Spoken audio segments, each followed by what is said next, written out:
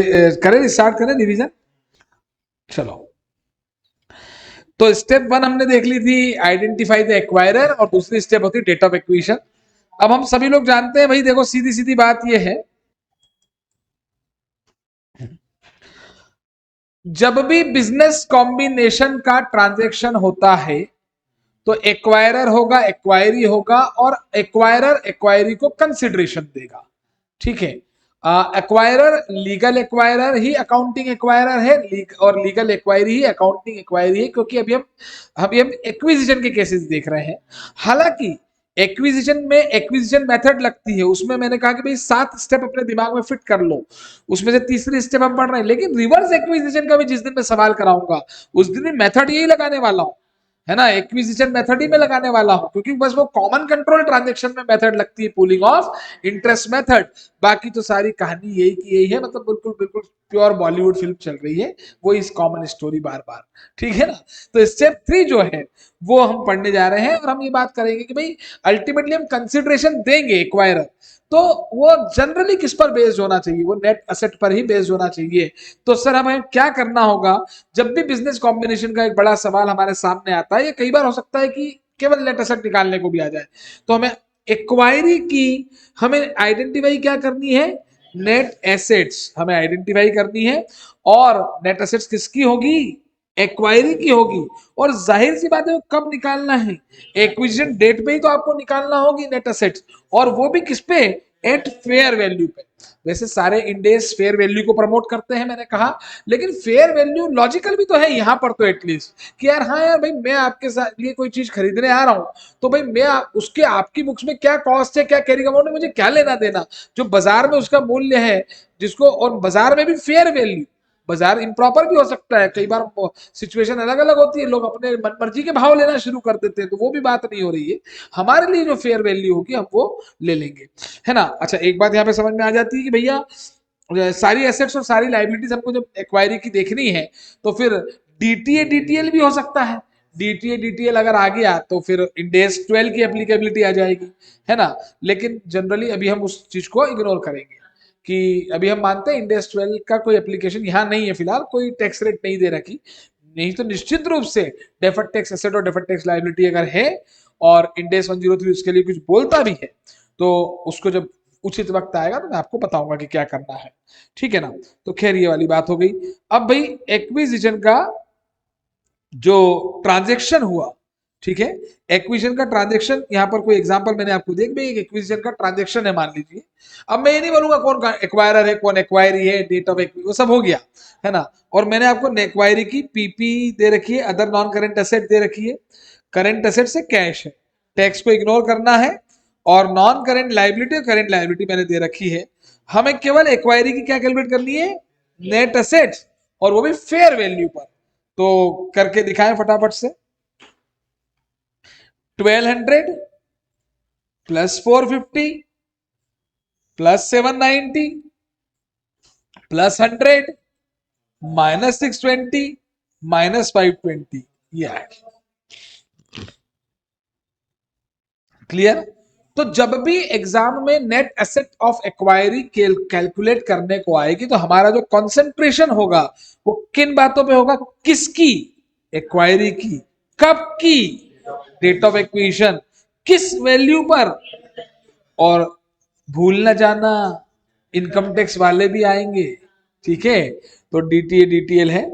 अब यहां पर मैं कुछ पॉइंट्स यहाँ बता रहा हूं आपको, ये ध्यान से सुने। देखिए, आपके स्टडी मटेरियल में इसको लेके बहुत ज्यादा बातें नहीं है ना, लेकिन जिक्र है कहीं पर, तो वो तो बताना ही पड़ेगा भाई, ये जो तेरा जिक्र है, इत्र है ना, तो वो तो बताना ही पड़ेगा, ठीक है ना। तो इससे रिलेटेड भी सवाल आ सकता है, ये सवाल का ये पार्ट हो सकते हैं। दो नए शब्द आपकी जिंदगी में लेकर आ रहा हूं। एक शब्द तो आपने सुना होगा, कंटिजेंट लाइबिलिटीज, है ना। हालांकि मैं पूरा भरोसे से कह सकता हूं कि अगर मैं भी आपसे पूछूं उसका मतलब, तो आप फिर मुझे वही आंसर दे देंगे जो बच्चे देते हैं। अच्छा, मैंने बता दिया था, अरे अच्छा मैंने बता दिया था, फिर ठीक है। ये कल हो गया था क्या, अच्छा मैंने बता दिया होगा, ओके ओके, एक बार बता दिया था, करेक्ट करेक्ट। कंटिजेंट लायबिलिटी, पर उसके साथ एक नया शब्द है, इंडेमनिफिकेशन असेट्स। मैं इसलिए बोलता हूँ क्योंकि मेरे को वही सुनने को मिलता है, सर वो रिकॉर्ड नहीं करते और वो बैलेंस शीट में नोट में लिखते हैं, फुट नोट में, है ना। खैर, तो कंटिजेंट लायबिलिटी और इंडेमनिफिकेशन एसेट, सर ये क्या होता है? तो देखिए क्या होता है, अगर एक्वायरी की नेट एसेट आप निकाल रहे हैं और एक्वायरी की बैलेंस शीट आपको दी हुई है, और बैलेंस शीट जरूरी नहीं है क्योंकि मुझे कैरिंग अमाउंट नहीं चाहिए, मुझे फेयर वैल्यू चाहिए, तो फेयर वैल्यूज मुझे दे रखी है। और अगर एक्वायरी की से रिलेटेड आपको कोई बोल रखा है कि भाई एक्वायरी की कोई कंटिजेंट लायबिलिटीज भी है, और जो कि कंटिजेंट लायबिलिटीज भी है और कोई इंडेमिनिफिकेशन एसेट्स भी हैं, ठीक है, तो उसका क्या ट्रीटमेंट करना है? तो इंडेमिनिफिकेशन एसेट्स को लेकर तो आपके मन में एकदम से कुछ आएगा और आप मुझे घूरोगे, जो कि इसने तो मुझे घूर भी लिया है कि ये इंडेमिनिफिकेशन एसेट क्या है। तो हम उसके बारे में बात करते हैं। तो पहले कंटिजेंट लायबिलिटी क्या होती है उसकी बात कर लेते हैं। वो इंड एस 37 उस पर एप्लीकेबल होता है, और इंड एस 37 क्लियर कट कहता है भाई कि अगर कोई पॉसिबल ऑब्लिगेशन है, कौन सी ऑब्लिगेशन है? Possible obligation. क्लियर? तो जो है वो तो वो होती है जो कि 50% या उससे कम चांसेस है, जिसके आने के चांसेस, उस ऑब्लिगेशन के आने के चांसेस 50% से 50% उससे कम है, तो वो तो हमेशा कंटिजेंट लाइबिलिटी ही होती है। और जनरली अगर एक्वायरी की बुक्स में कोई ऐसी कंटिजेंट लाइबिलिटी है तो उसको हमको कंसिडर नहीं करना चाहिए, पॉसिबल ऑब्लिगेशन को। क्लियर? ठीक है। लेकिन अगर कोई ऑब्लिगेशन प्रोबेबल ऑब्लिगेशन है, कौन सी है? प्रेजेंट ऑब्लिगेशन, वर्ड यूज करें प्रेजेंट ऑब्लिगेशन। तो प्रेजेंट ऑब्लिगेशन वो होती है जो प्रोबेबल होती है, जो क्या होती है? प्रोबेबल। प्रोबेबल का मतलब लेते हैं 50% से ज्यादा चांस। ये परसेंटेज मैंने अपने रेफरेंस के लिए बना रखे। इसका मीनिंग होता है वैसे मोर लाइकली देन नॉट, न होने से होने के चांस ज्यादा, लाइबिलिटी के न आने के चांस कम है, आने के चांस ज्यादा है, तो ज्यादा से मैंने 50% से ऊपर एक क्राइटेरिया बना लिया। तो प्रेजेंट ऑब्लिगेशन है तो मालूम इंड एस 37 कहता है प्रेजेंट ऑब्लिगेशन जरूरी नहीं है कि कॉन्टिजेंट लाइबिलिटी हो। वो कॉन्टिजेंट लाइबिलिटी तभी होती है या तो आपको पता ही नहीं है कि पैसा जाएगा तो जाएगा भी कि नहीं, आउटफ्लो होगा भी कि नहीं, और या फिर चलो पता है आउटफ्लो तो होगा लेकिन वो मेजर नहीं हो पा रहा, तो ही वो कंटिजेंट लाइबिलिटी है। अदरवाइज तो अगर मान लो आउटफ्लो भी होगा मालूम है और अगर हमको उसकी वैल्यू भी निकाल पा रहे हैं तो प्रोविजन बना लेंगे, और प्रोविजन बना लेंगे तो एंट्री हो जाएगी, और एंट्री हो जाएगी तो वो बैलेंस शीट में एक्चुअल लाइबिलिटी में ही आ जाएगा, तो उसका तो जिक्र ही नहीं, वो तो नेट एसेट में आना ही है।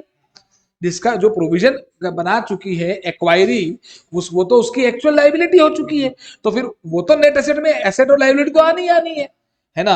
लेकिन फिर ये वाली जो कंटिजेंट लाइबिलिटी है, जो प्रेजेंट ऑब्लिगेशन है, वो आएगी, वो इंडेस 103 में हम इंक्लूड करेंगे। Is this clear? इंडेस 103 में इस कंटिजेंट लाइबिलिटी को हमें इंक्लूड करना है। क्लियर? आगे बात समझ बताइए। तो जब भी हम एक्वायरी की नेट एसेट निकालेंगे तो हमें कंटिजेंट लाइबिलिटी जो एक्वायरी की है, अगर वो प्रेजेंट पॉसिबल ऑब्लिगेशन है तो उसको हम नहीं मान के चलेंगे।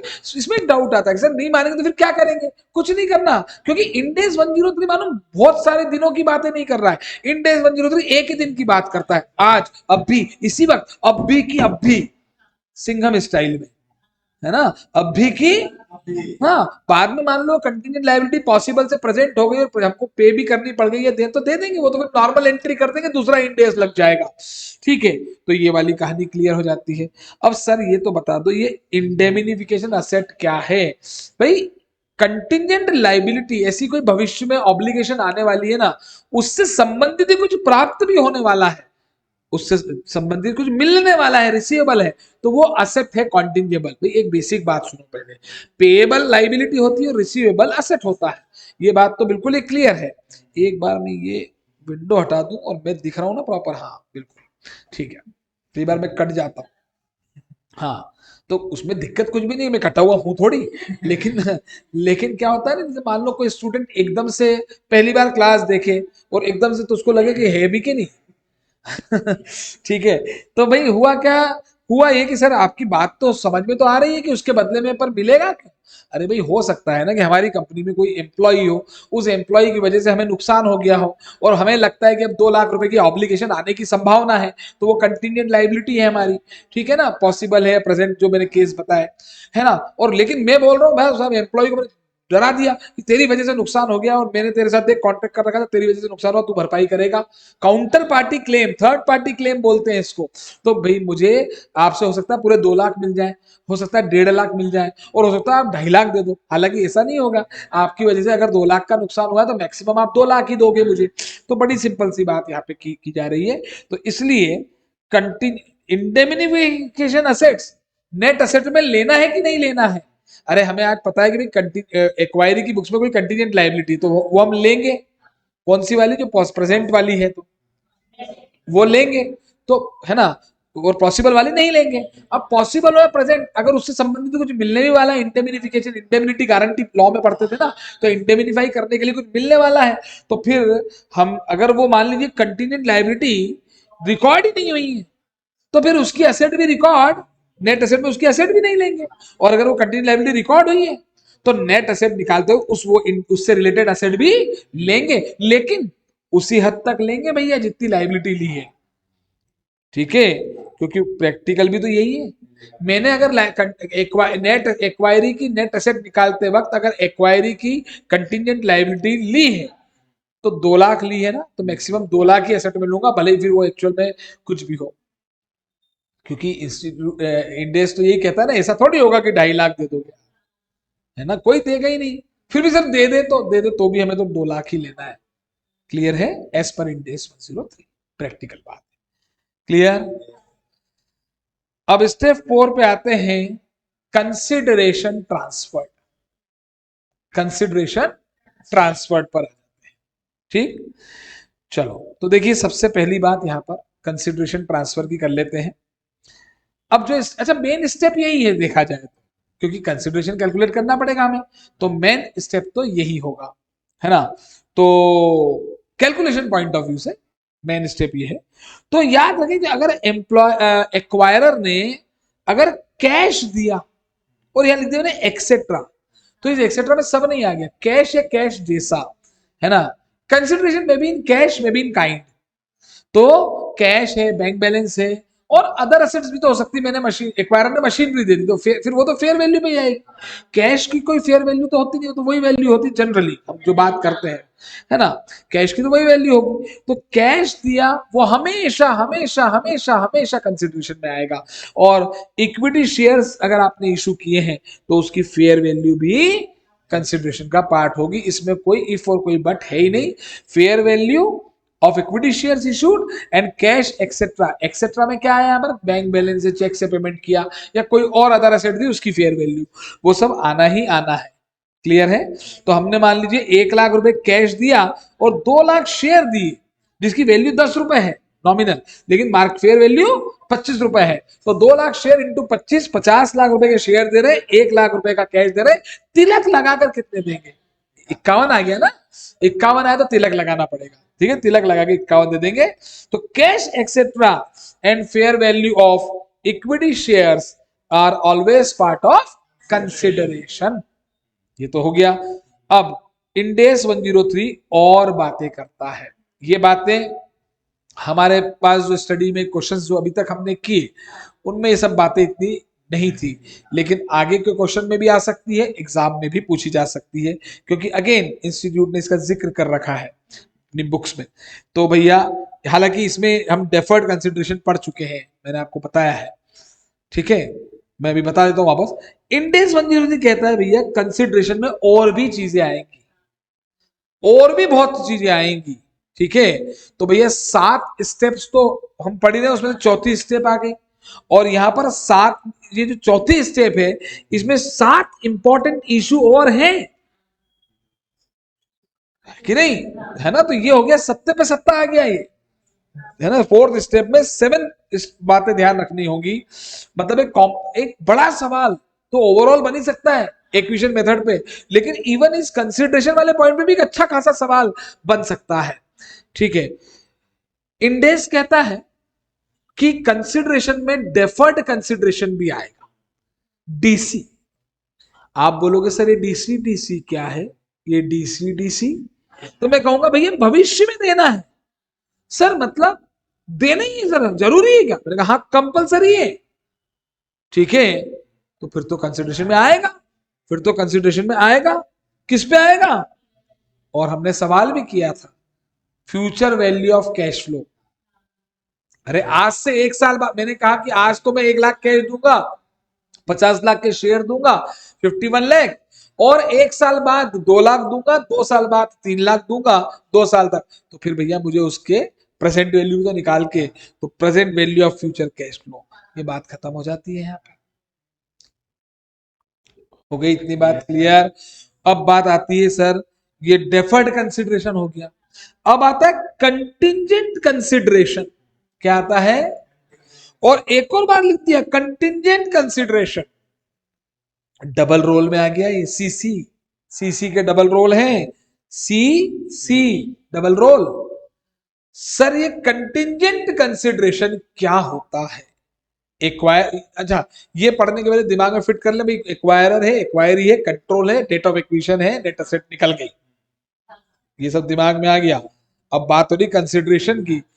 सर सीसी जो है ना वो फ्यूचर में देना है, तो सर सीसी तो डीसी जैसा हो गया, हाँ ये इनमें समानता है, लेकिन ये ऑप्शनल है। ये मतलब इन ये मतलब देख मतलब सच्चा प्यार तो रह ही नहीं, ऑप्शनल है कि नहीं?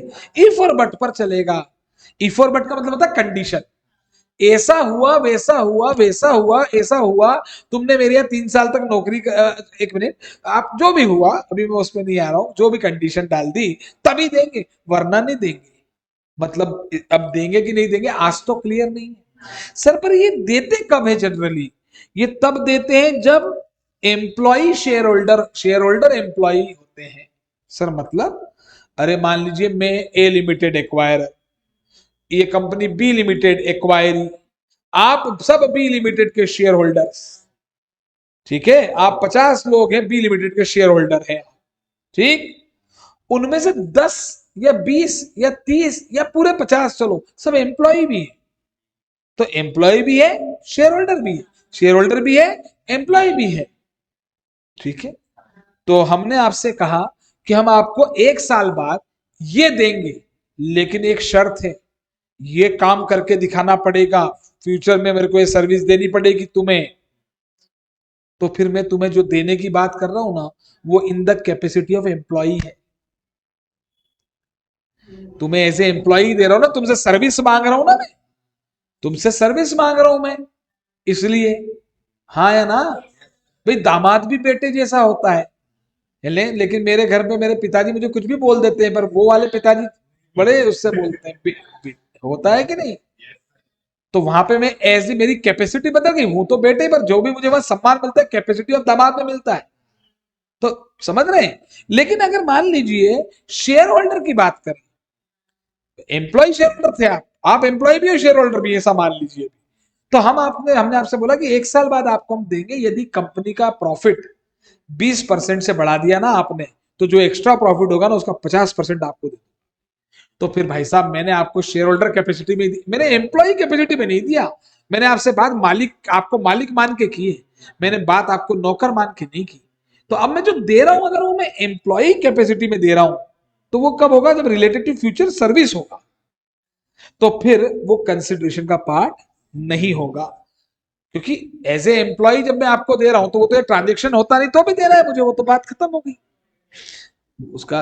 भाई बिजनेस कॉम्बिनेशन में जब हम कंट्रोल ऑप्टेन करते तो बात मालिकाना हक की करते हैं, है कि नहीं? तो जब वैसी बात हो रही है, पर मैं आपको as a shareholder capacity में दे रहा हूं यदि, तो वो कंसिडरेशन में शामिल होगा। और किस पर होगा? तो वो तो फेयर वैल्यू पे ही होगा। सर डीसी की फेयर वैल्यू तो कैश फ्लो का प्रेजेंट वैल्यू थी, लेकिन सीसी की फेयर वैल्यू कैसे निकालेंगे? अरे डीसी में तो मालूम है ना, 1 साल बाद 4 लाख दूंगा, अमाउंट मालूम था मुझे। ये तो कंटिजेंट है कि 1 साल बाद कितना प्रॉफिट होगा, उसका आधा कितना आएगा और उसमें कितना दूंगा, है ना? तो या तो ये सवाल में दी होती है, और नहीं तो एक इंडेक्स है अपने पास, इंडेक्स 113 फेयर वैल्यू मेजरमेंट का। पर आप चिंता न करें, मैं गारंटी के साथ कह सकता हूं कि अगर कंटीजेंट कंसिडरेशन का सवाल आया, कैपेसिटी ऑफ शेयर होल्डर का आया, तो उसमें मैं गारंटी के साथ कह सकता हूं आपको कि फेयर वैल्यू देके रखेगा।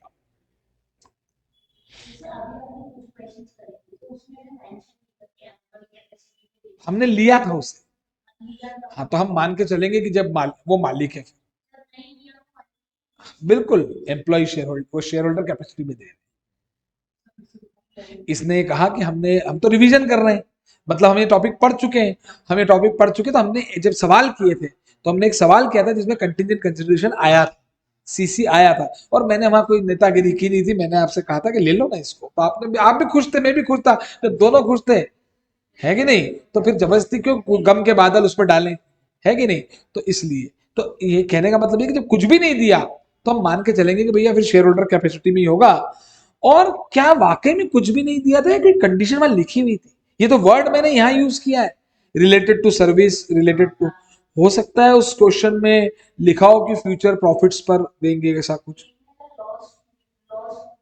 हाँ, मतलब शेयर होल्डर कैपेसिटी हो गई फिर, है कि नहीं, मतलब मेरा कहने का मतलब है कि मैंने आपको ये हिंट आज क्लियर कर दिया कि भाई वो कंडीशन जो एम्प्लॉय कैपेसिटी डिसाइड करेगी वो फ्यूचर सर्विस से रिलेटेड होगी। हाँ, तो सर्विस, सर्विस का कॉन्ट्रैक्ट है तभी तो सर्विस की बात कर रहे हो, और सैलरी में हम पढ़ते हैं सर्विस का कॉन्ट्रैक्ट, कॉन्ट्रैक्ट ऑफ सर्विस है। ठीक है, अब यहां पर एक बात जरा समझने वाली है, ये लाइबिलिटी जो डीसी में बनती है, भाई एंट्री, चूंकि हम रिवीजन करो तो आपको एंट्रीज पता है, तो net asset account debit to consideration, और consideration account debit to cash, to equity capital, to security premium, ठीक है, और to contingent consideration, to deferred consideration. तो अगर मान लो आज से 1 साल बाद, आज से 1 साल बाद मुझे 1 लाख देने हैं, तो आज मान लो उसकी प्रेजेंट वैल्यू 90,000 है, तो डेफर्ड कंसिडरेशन मैंने 90,000 पे रिकॉर्ड कर लिया, है ना। अब ये हो गई इनिशियल अकाउंटिंग, क्या कह रहा हूं मैं, इनिशियल अकाउंटिंग, मतलब आज अभी इसी वक्त बिजनेस कॉम्बिनेशन की अकाउंटिंग, वापस बोल रहा हूं, entry net asset account debit to consideration, to NCI आएगा, गुडविल आएगी, जीओबीपी आएगा, वो तो अपनी जगह, और अगली entry consideration account debit to cash, to other asset, to equity share capital, to security premium, है ना, टू डेफर्ड कंसिडरेशन, तो 90 पे आएगा ना।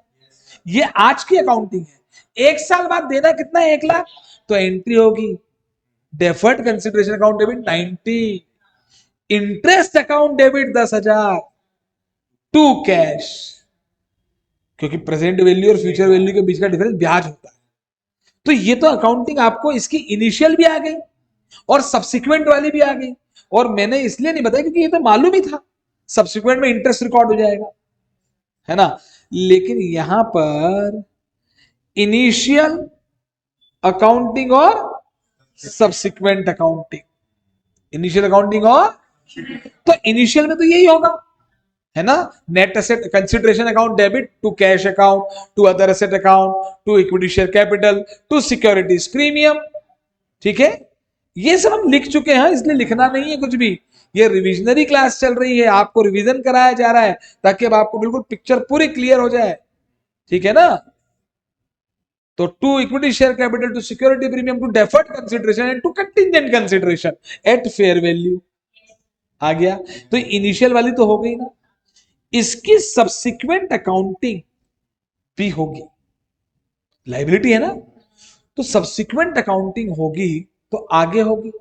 अब आज मालूम नहीं है क्या देना है, वो उसी वक्त पता चलेगा, उसी वक्त पता चलेगा तो कैश भी दे सकता हूं, शेयर भी दे सकता हूं, है कि नहीं। उसी वक्त पता चलेगा तो मेरी लाइबिलिटी है, मेरी फाइनेंशियल लाइबिलिटी है, इन डेज 109 लग जाएगा।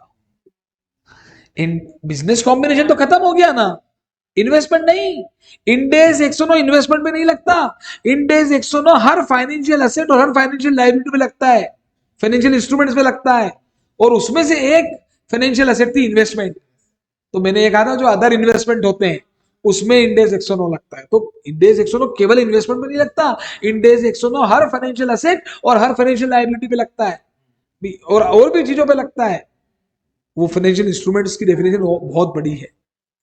तो इसलिए सब्सिक्वेंट अकाउंटिंग में क्या लगेगा, इंडेक्स 109 लग जाएगा, ठीक है, लॉजिकल है ना, ठीक है। अब इसका मैं सवाल भी करा सकता हूं पर इसमें हम थोड़ा रुक के करेंगे, है ना। तो ये तो हो गई यहां तक की बात, ठीक है। अब कंसिडरेशन में और भी चीजें आ रही है, previously held interest step acquisition हमने पढ़ा हुआ था। स्टेप एक्विजिशन, ए लिमिटेड ने बी लिमिटेड के 20% शेयर ले रखे हैं, फिर 10% और ले लिए। ये क्या है? ये कुछ नहीं है। हाँ, तो स्टेप एक्विजिशन का है ये। तो स्टेप एक्विजिशन है ही नहीं ना। एक्विजिशन होने के लिए 50% के ऊपर तो जाना ही पड़ेगा ना। ए लिमिटेड ने बी लिमिटेड के 60% शेयर ले रखे थे, 20 और ले लिए। ये भी नहीं है। एक्विजिशन पहली बार में एक्विजिशन हो गया था। ए लिमिटेड ने बी लिमिटेड के 40% शेयर ले रखे और 30 और ले लिए। ये स्टेप एक्विजिशन है। तो इसको कहेंगे प्रीवियसली हेल्ड इंटरेस्ट।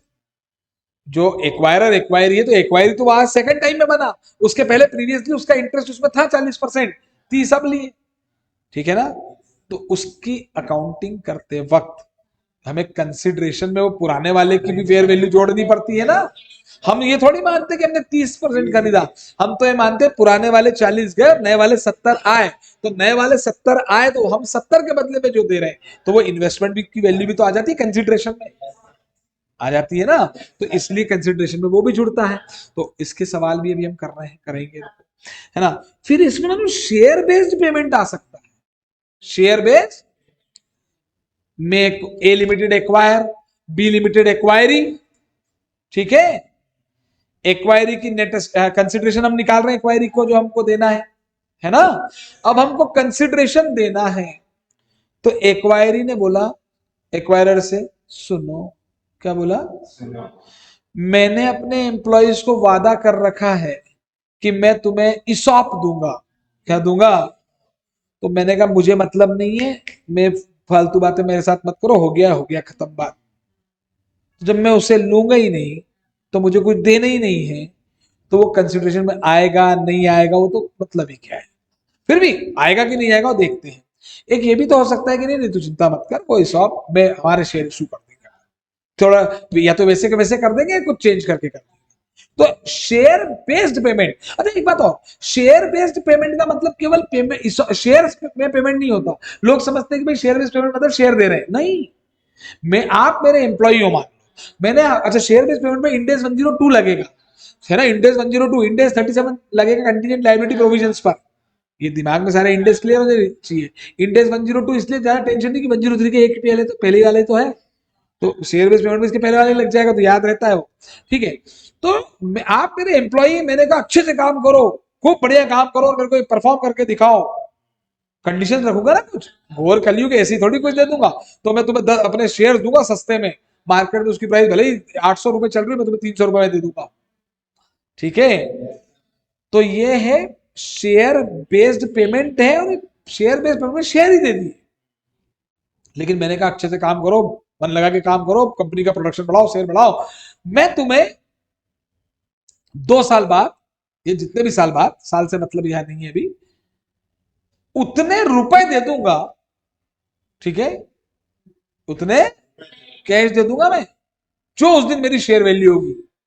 2 साल बाद जो शेयर की वैल्यू होगी ना, जो भी, तो 10,000 शेयर के हिसाब से उतने रुपए दे दूंगा। तो दूंगा रुपए, लेकिन मेरा रुपए दूंगा वो बेस किस पर है? शेयर की वैल्यू पर। तो ये शेयर बेस्ड पेमेंट ही है।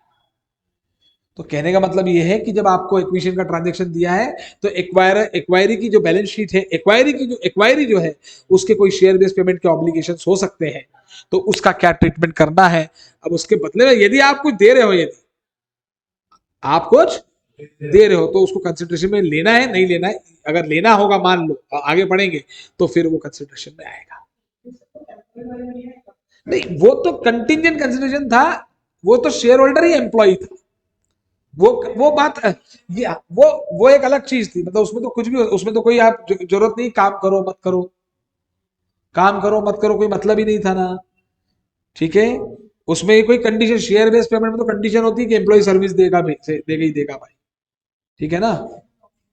हाँ बिल्कुल, ये शेयर बेस्ड भाई, और ये तो हम अभी बात कर रहे हैं ना, ये तो हम अभी नहीं बात कर रहे हैं कंटीजेंट कंसिडरेशन की। तो ये कंटीजेंट कंसिडरेशन की बात तो हम आज कर रहे हैं ना। एक्वायरी ने कुछ ऐसी बात नहीं कर रखी, ये तो पहले से एक्वायरी ने बोल रखा है। एक्वायरी पहले ही बोल चुका है कि मैं इसॉप दूंगा, मैं कैश दूंगा। तो अब उसको हम माने कि नहीं माने? अरे वो कई बार नहीं होता कि भाई रिश्ता हो रहा है, सारे घर वाले राजी हो गए, सारे घर वाले राजी होना चाहिए, कंट्रोल आ गया, कोई डेट ऑफ एक्विजिशन हो गई, एक्वायरर आइडेंटिफाई कर लिया कि भाई रिश्ता इससे हो रहा है कि नहीं, फिर सामने वाले की वर्थ भी देख ली, उस हिसाब से रिश्ता तय हो गया भाई हम ये खर्चा करेंगे, कंसिडरेशन, अरे हो गया कि नहीं, ठीक है कि नहीं। अब उसमें कंसिडरेशन में बहुत सारी बातें हैं, भारतीय शादी है तो डिफर्ड कंसिडरेशन भी होता है, कई बार होता ही है, कंटिजेंसी भी होती है कि ऐसा हो गया तो यार आपको ये भी करना पड़ेगा, आप भारतों का स्वागत इससे करना है यार, ऐसा नहीं होगा यार, है कि नहीं, ठीक है। कंटिजेंसी भी हो सकती है कि नहीं साहब, कोई लाइबिलिटी फ्यूचर में भी आप ले सकते हो, ऐसी बात जनरल बातें कर रहा हूं मैं, है कि ठीक है कि नहीं। तो शेयर बेस्ड पेमेंट का मतलब होता है भाई, जिसे हम बात कर रहे हैं कि पहले से आपने बोल रखा है, कई बार नहीं होता कि भाई जैसे मान लो किसी की शादी हो रही है तो भाई लड़की का छोटा भाई भी, उसकी ऑब्लिगेशन, उसकी स्टडीज उसको करानी पड़ती है, तो अपन ने बोला अरे टेंशन नहीं लेना, मैं करा दूंगा।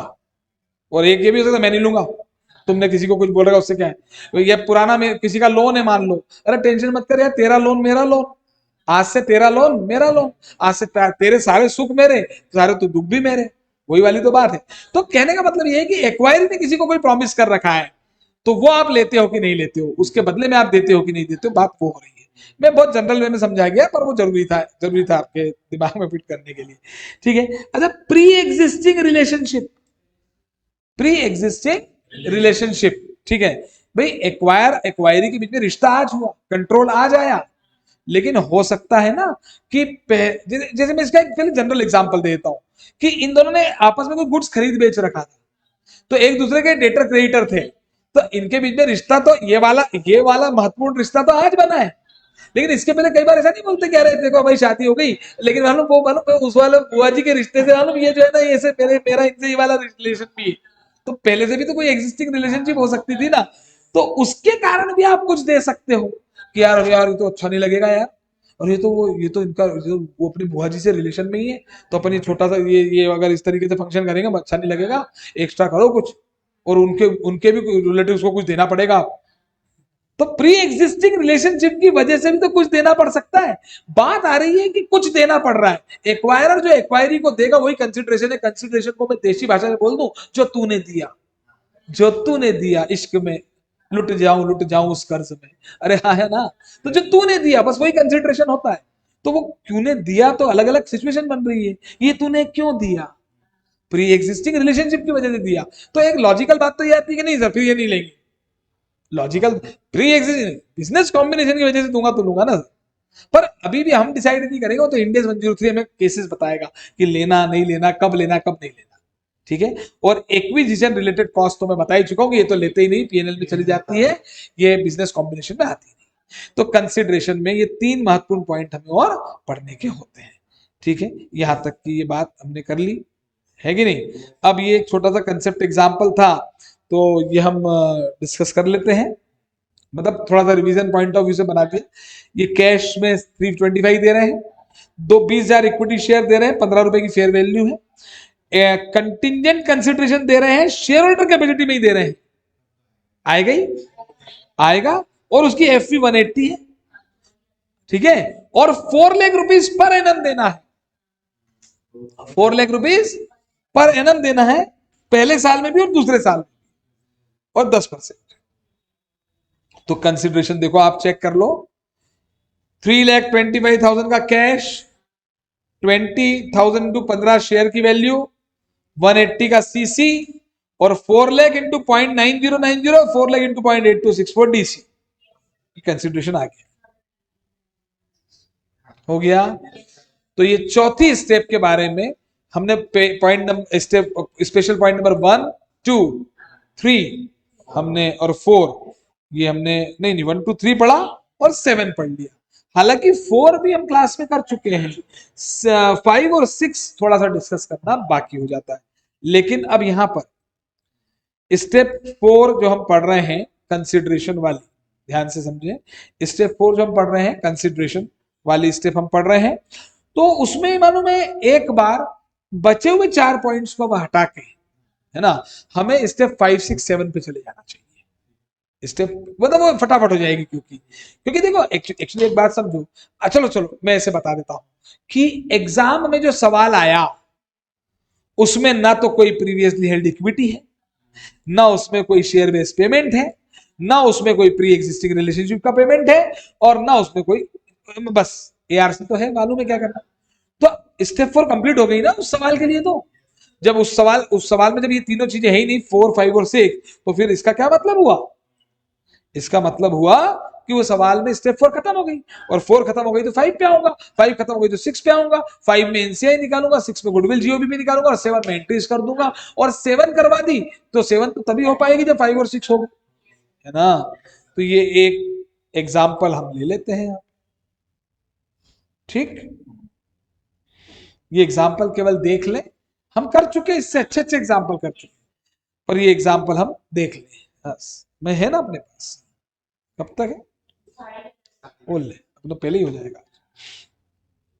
हाँ ये हो गया, चलो चलो। ए और ए ने बी पे कंट्रोल ले लिया है, ठीक है। 1/4 x2 को पूरा 100% ले लिया है, एनसीआई है ही नहीं, कंट्रोलिंग इंटरेस्ट 100% आ गया। हाँ ठीक है। अब ए लिमिटेड की एसेट है, कैश है, और ये बैलेंस शीट एक दिन पहले की है, 31 मार्च x2। आपने एक्विजिशन कब किया है?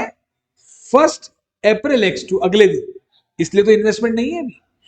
और ये मैंने यहाँ पे पहले इक्विटी शेयर कैपिटल और अदर इक्विटी लिया था, आप इसको छोड़ के केवल इक्विटी शेयर कैपिटल ले लें, ये पूरी इक्विटी कैपिटल है। और लाइबिलिटीज आपने ले ली। बी, ये चूंकि बैलेंस शीट है तो ये कैरिंग अमाउंट है, और आपको फेयर वैल्यू भी दे रखी है बी लिमिटेड की एसेट्स की और लाइबिलिटीज की, कैश की वही वैल्यू ले ली जाएगी। टैक्स को अभी इग्नोर करना है, स्टेप नंबर 4 कंसिडरेशन मैंने कैश में दे दिया है।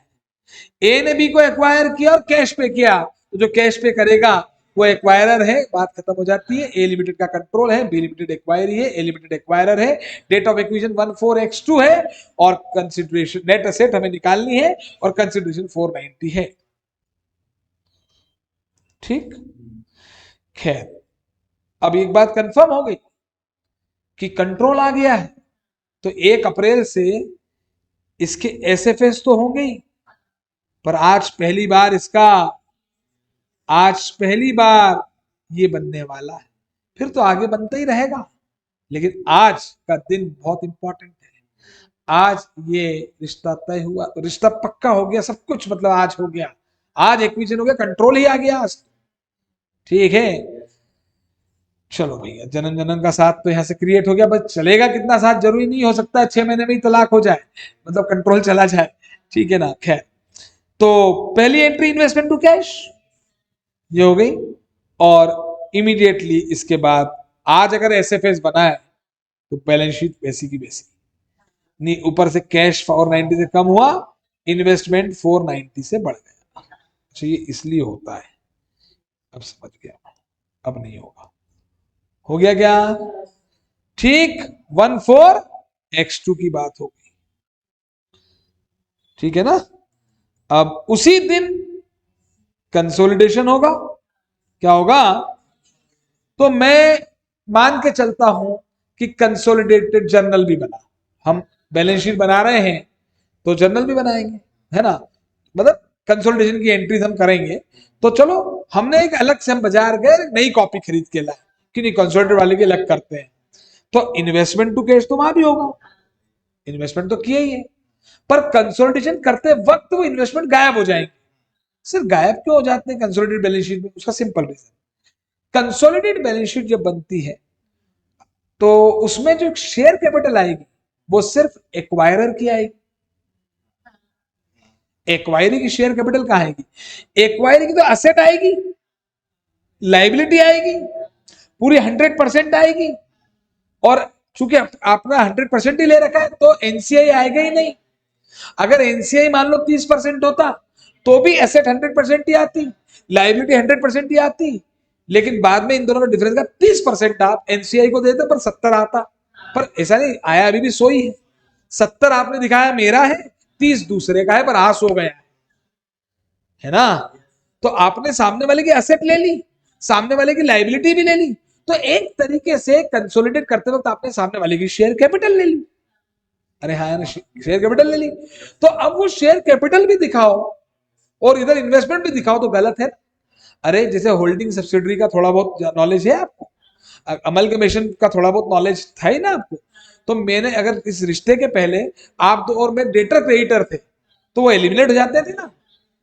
तो फिर एक तरफ तो शेयर कैपिटल है और जो सब्सिडरी की शेयर कैपिटल है वही पेरेंट के इन्वेस्टमेंट है, तो एलिमिनेट होना ही चाहिए। इसलिए वो आते नहीं है, और आते नहीं है तो अब असेट आएगी क्या? हाँ, तो असेट डेबिट, सारी असेट आएगी, कैश भी आएगा डेबिट, लायबिलिटी आ गई क्रेडिट। टू कंसिडरेशन 490, और बचा हुआ गेन ऑन बार्गेन परचेज आ गया। यहाँ पे गुडविल भी आ सकती थी, तो हमने गुडविल निकालना सीख ली, गेन ऑन बार्गेन परचेज निकालना सीख लिया। फॉर्मूला बोल रहा हूं देखना, asset minus liability is equal to net asset, net asset and consideration, you will get GOBP और goodwill. If there is NCI, तो ये नेट असेट पूरी 100 पे डेबिट होती है, टू एनसीआई भी तो आता। अरे आता कि नहीं? तो नेट असेट, या इसको बोले consideration plus NCI minus net asset is equal to GOBP और गुडविल। ये भी क्लियर हो जाता है। तो स्टेप 5 हो गई, हो गई। एनसीआई अगर होगा, इसमें नहीं है, तो एनसीआई पसना पे होगा या फेयर वैल्यू पे होगा, तो स्टेप 5 भी हो गई। पसना पे होगा तो ये असेट माइनस लायबिलिटी, ये 100 है, तो इसका मान लो 30% होता तो 30% ले लेते। और अगर फेयर वैल्यू पे होता तो एक कंसिडरेशन ले लेते कि 490 जो हम दे रहे हैं वो 70 के लिए दे रहे हैं, तो 30 का कितना, तो आ जाता। तो एनसीआई का वैल्यूएशन हो गया, गुडविल जीओबीपी का वैल्यूएशन हो गया। और अब एक्विजिशन की स्टेप 7 क्या थी? एंट्रीज और सीबीएस, एंट्री भी हो गई। फिर अगली एंट्री करना पड़ेगी consideration account debit to investment, जब तो इन्वेस्टमेंट गायब होंगे। और अब मैं आपको इजी कर दूं, जो मैंने सबसे पहले किया भी था फर्स्ट उसमें, कि मैं यहां पे सीधे टू कैश लिखवा देता था।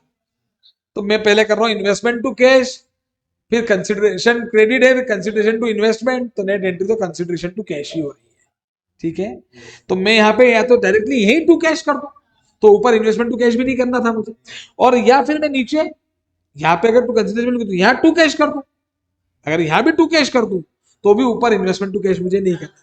पर सही बात सोचे तो पहले इन्वेस्टमेंट बुक्स में आए और उसके बाद इन्वेस्टमेंट बुक से गायब, ऐसे होगा। ठीक है, तो ये हमारा बेस। अब आप एक बार जरा बैलेंस शीट चेक कर लें, बना खुद कैलकुलेट कर लें, बैलेंस शीट खुद बताओ क्या क्या आएगा। असेट कितने पर आएगी?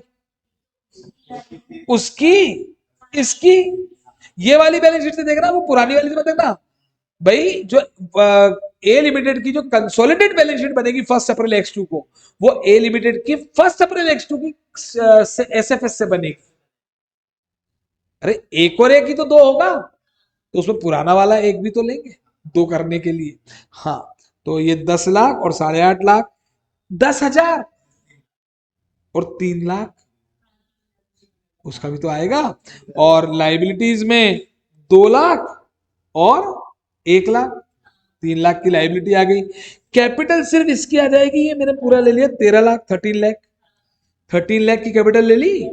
अदर इक्विटी नहीं, वो इक्विटी शेयर कैपिटल ही है। 13 लाख की कैपिटल हमने ले ली, और गेन ऑन बार्गेन परचेज आ गया। देखो इन्वेस्टमेंट गायब हो, मैंने इन्वेस्टमेंट लिख दिए यहाँ पे, पर मैंने कहा चलो वैल्यू बाद में लिखना, बिना उसके लिखे वो टैली हुआ, तो गायब हो गए ना। ये दिमाग में पिक्चर क्लियर हो गई, तो पूरी एक्विजिशन मेथड ही यहाँ पर क्लियर हो जाती है। ठीक है, अब जो है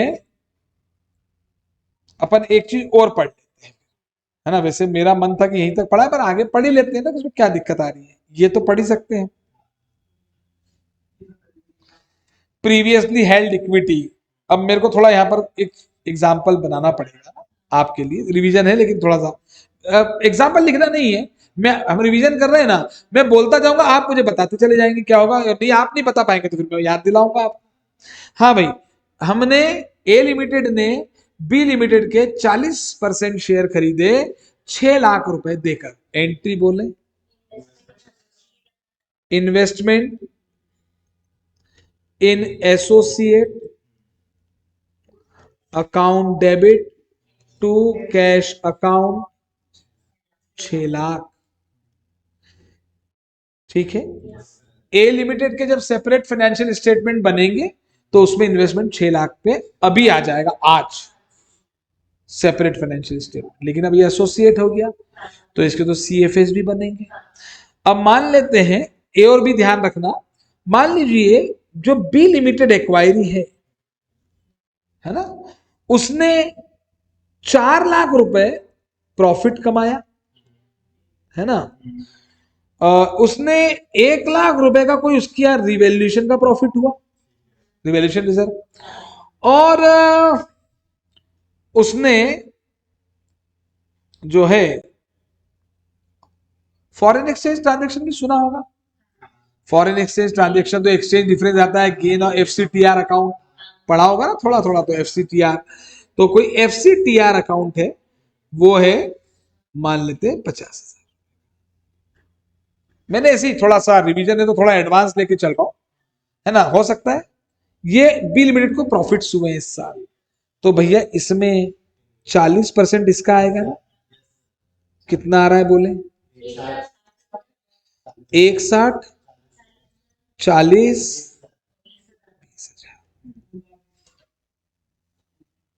हो गया क्लियर।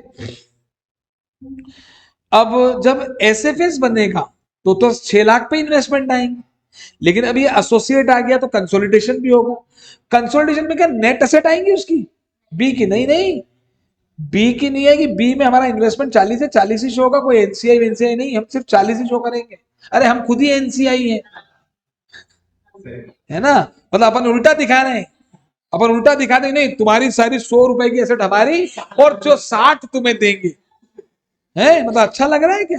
मतलब आप बोलो मुझसे, मान लो कि सर हम पढ़ाते हैं आपको, अरे मैं बोलूं तो ठीक लगता है आपको समझ में भी आ गया तो आप मुझे समझा सकते हो, लेकिन ऐसा थोड़ी लगता है, मतलब अजीब सी बात हो जाएगी ना।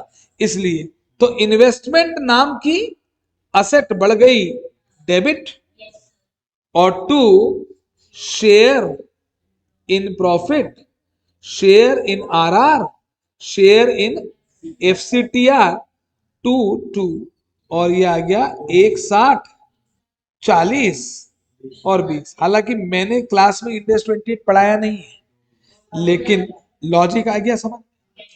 अब जब ए लिमिटेड का सीएफएस बनेगा, ए लिमिटेड का, तो उसके जो इन्वेस्टमेंट होंगे वो सीएफएस में 6 और 8, 20, 8-20 पे आएंगे। ये इक्विटी मेथड कहलाई, ये क्या कहलाई, इक्विटी मेथड कहलाई। और सीएफएस में यहां पर इसके जो प्रॉफिट्स हैं उसमें प्रॉफिट भी तो आ जाएगा, ये तो पीएनएल में जाता है, आपको याद हो तो ये ओसीआई में जाते हैं, ठीक है, नहीं भी ध्यान हो तो ये याद रखना है। मैंने कहा था कि भाई कुछ स्पेशल चीजें जो अदर कॉम्प्रिहेंसिव इनकम में जाती है। अच्छा, ओसीआई में भी पीएनएल का एक सेक्शन होता है, उसमें भी 2 नाटक होते हैं कि कुछ चीजें ऐसी है जो एक दिन वापस पीएनएल में चली जाएंगी, और एक वो ओसीआई में, मतलब वो वही इक्विटी टू इक्विटी चलेगी। आपको पता है क्या कौन सा होता है, कौन सा वाला, वो क्या होता है, वो मतलब इक्विटी रहेगा, और ये एफसीटीआर। तो अभी आप ये समझते हैं ना कोई रिसाइकल हो जाएगा, कोई पीएनएल में चला जाएगा, उसको झगड़ा छोड़ो, अदर कॉम्प्रिहेंसिव इनकम में आएगा, छोड़ो छोड़ो उस झगड़े पे भी नहीं जाना। तो यहाँ पे ये शेयर भी प्रॉफिट इसके बढ़ गए, पीएनएल में कुछ अमाउंट आ जाएगा, कुछ ओसीआई में आएगा, कहाँ दिक्कत है, बन गई लाइब्रेरी। अब क्या हुआ, हम तो आगे बढ़े, अब क्या हुआ कि इसने 30% शेयर और ले लिए।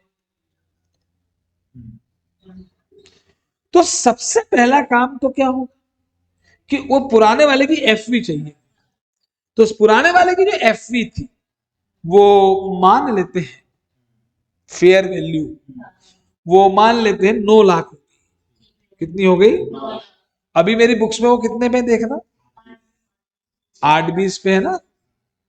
हाँ, एसएफएस में तो 6 लाख है, एसएफएस से मतलब क्या है मुझे, अब तो नाटक ही, जैसे यहां तो 103 लग गया ना, तो अब तो कंट्रोल ही आ गया, तो अब तो यहाँ कंसोलिडेशन करना ही है। हाँ, तो यहाँ पे 30% में मेरे को एंट्री क्या करनी पड़ेगी बताओ, इन्वेस्टमेंट अकाउंट। मैं एसएफएस की बात नहीं कर रहा हूँ, एसएफएस की बात नहीं कर रहा हूँ मैं 103 पे आ गया हूं तो मैं पहले सीएफएस की बात कर रहा हूँ, है ना। तो इन्वेस्टमेंट की वैल्यू बढ़ाना पड़ेगी, 8-20 से 9 तो 80,000, ये तो पीएनएल में ही जाएगा, ये तो पीएनएल में ही चला जाएगा। अब मेरे वो इन्वेस्टमेंट 9 लाख के हो गए इसमें। क्लियर है? मैंने जो फर्दर 30% खरीदा है, ठीक है, वो सपोज हमने कुछ भी अमाउंट ले लेते हैं हम, है ना? 675 कैसे निकाला? अच्छा, 9,40,000 ये भी एक तरीका मैंने ही बता दिया था आपको क्लास में। चलो ठीक है, अच्छी बात है। मैं अब कई बार ऐसा ध्यान क्लास में हो सकता है, मुझे लगा मैंने कभी बताया नहीं, मैंने बताया था कि कुछ भी नहीं दे रखा है तो आप ये बोलोगे कि भाई ये जो 9 लाख रुपए हैं ये 40% की फेयर वैल्यू है आज की, तो 30% की निकल जाएगी। तो 9 लाख डिवाइडेड बाय 40 इंटू 30, ये कितना आ रहा है? तो इसका मतलब हमने 675 में खरीदा, हालांकि जरूरी नहीं है, ये कुछ भी दिया जा सकता है। 675 में हमने खरीद लिया, ठीक है। अब हमें एक्वाइजिशन एंट्री करनी है, अब हम सीएफएस बनाएंगे। तो अगला जो सीएफएस बनेगा इसका ए लिमिट का, उसमें क्या ये आएंगे? ये 8 से 9 लाख हो चुके हैं, क्या 9 लाख नहीं आएंगे? ये नहीं आएंगे तो ये उड़ेंगे। अब ये उड़ेंगे तो कैसे उड़ेंगे ये देख लेते हैं, बताएं कैसे उड़ेंगे। Net asset debit to consideration, और जो ये कंसिडरेशन है वो तो ये वाला है, और ये टू इन्वेस्टमेंट, टू इन्वेस्टमेंट याद आया? तो ये 675 और एक तरीके से कंसिडरेशन 1575 हो गया। और यही सिखा रहा हूं मैं कि प्रीवियसली होल्ड इक्विटी के जो वैल्यू है वो कंसिडरेशन का पार्ट है।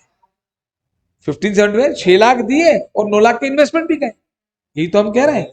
हाँ, तो टू एनसीआई, और अब जो भी होगा गुडविल या जीओपीपी वो आ जाएगा। ये प्रीवियसली हेल्ड इक्विटी की वैल्यू। अब दिमाग में पिक्चर क्लियर हो गई आपको, कहीं कोई दिक्कत नहीं है, यही हम कब कर चुके हैं, है कि नहीं? और जो है बाकी शेयर बेस्ड पेमेंट है, बाकी pre existing relationship cost, SBP थोड़ा डिस्कशन थोड़ा बड़ा है तो अभी 5-7 मिनट में हो नहीं पाएगा, तो हम लोग इस क्लास को खत्म करते हैं। हो गया है ना? अब आप जाकर जितना हमने पढ़ा उसको रिवाइज कर लें, ये सारी चीजें कर लें, आपको 100% चीजें समझ में आ जाएंगी। बात समझ, पूरा पिक्चर क्लियर हो गया कि नहीं इन डेज 103 का? बस यही बात, ठीक है। चलो एसबीपी भी कर लेते हैं, लेकिन मतलब थोड़ा टाइम कंज्यूमिंग है, 5-7 मिनट में नहीं होगा पापा, क्यों? कोई बात नहीं, हो गया अपना। एक्चुअली वैसे भी रिवीजन हमारा जितना हमने आज तक पढ़ा वो हो गया, जो हमने आज तक पढ़ा पूरा वो रिवीजन हो चुका है।